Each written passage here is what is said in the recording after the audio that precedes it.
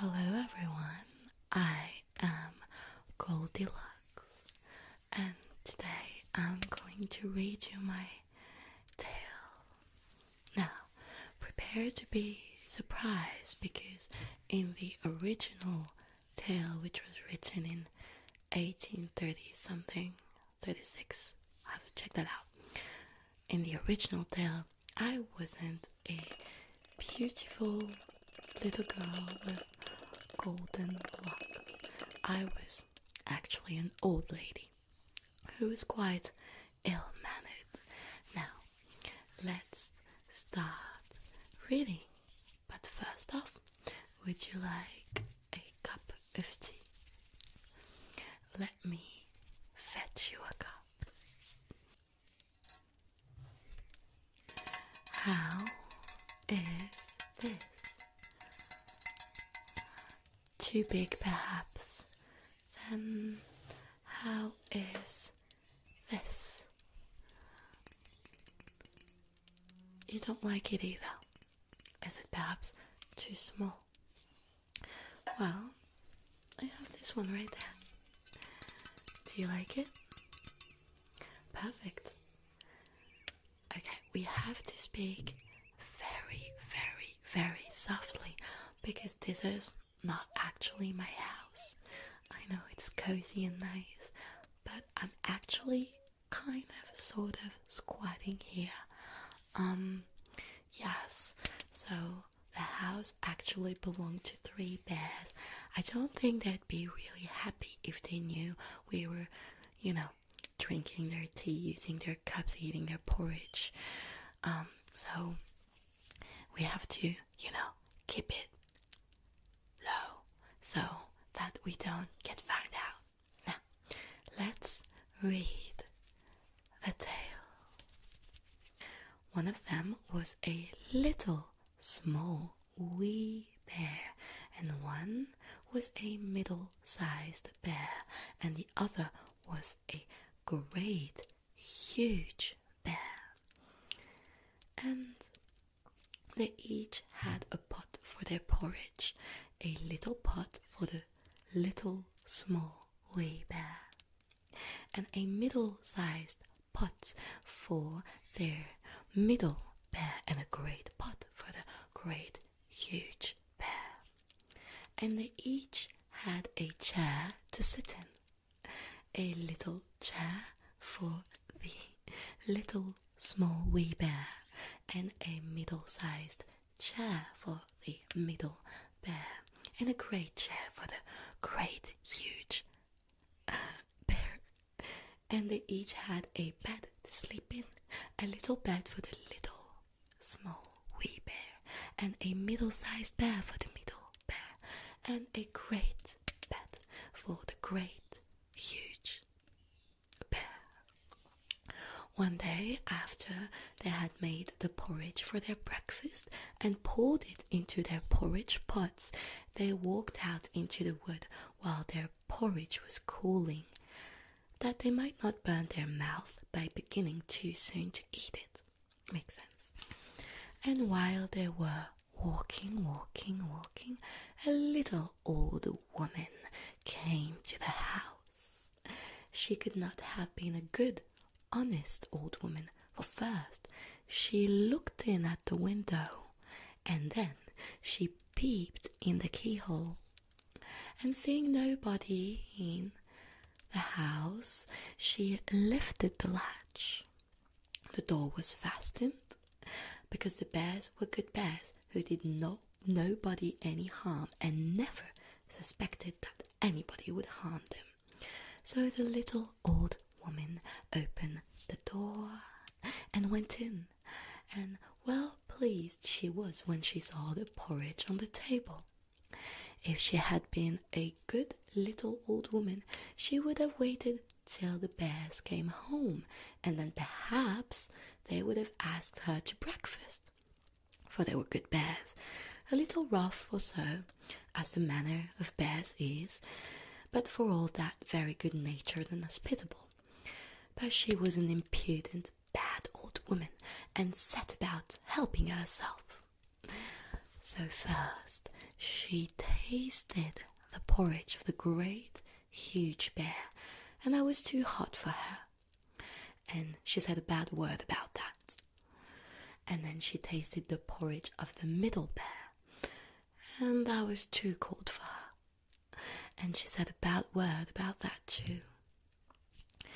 And then she went to the porridge of the little small bear, little small wee bear, and tasted that, and that was neither too hot nor too cold, but just right, and she liked it so well that she ate it all up. But the naughty old woman said a bad word about the little porridge pot because it did not hold enough for her. Then the little old woman sat down in the chair of the great, huge bear, and that was too hard for her. And then she sat down in the chair of the middle bear, and that was too soft for her. And then she sat down in the chair of the little, small, wee bear, and that was neither too hard nor too soft, but just right. So she seated herself in, and there she sat till the bottom of the chair came out. And down she came, plump upon the ground, and the naughty old woman said a wicked word about that too. Then the little old woman went upstairs into the bedchamber in which the three bears slept. And first she lay down upon the bed of the great, huge bear, but that was too high at the head for her. And next she lay down upon the bed of the middle bear, and that was too high at the foot for her. And then she lay down upon the bed of the little, small, wee bear, and that was neither too high at the head nor at the foot, but just right. So she covered herself up comfortably and lay there till she fell fast asleep. By this time, the three bears thought their porridge would be cool enough, so they came home to breakfast. Now the little old woman had left a spoon of the great huge bear standing in his porridge. "Somebody has been at my porridge," said the great huge bear in his great rough, gruff voice. And when the middle bear looked at his, he saw that the spoon was standing in it too. They were wooden spoons. If they had been silver ones, the naughty old woman would have put them in her pocket. "Somebody has been at my porridge," said the middle bear in his middle voice. Then the little, small, wee bear looked at his, and there was the spoon in the porridge pot, but the porridge was all gone. "Somebody has been at my porridge and has eaten it all up," said the little, small, wee bear in his little, small, wee voice. Upon this, the three bears, seeing that someone had entered their house and eaten up this little, small, wee bear's breakfast, began to look upon them. Now, the little old woman had not put the hard cushion straight when she rose from the chair of the great, huge bear. "Somebody has been sitting in my chair," said the great, huge bear in his great, rough voice.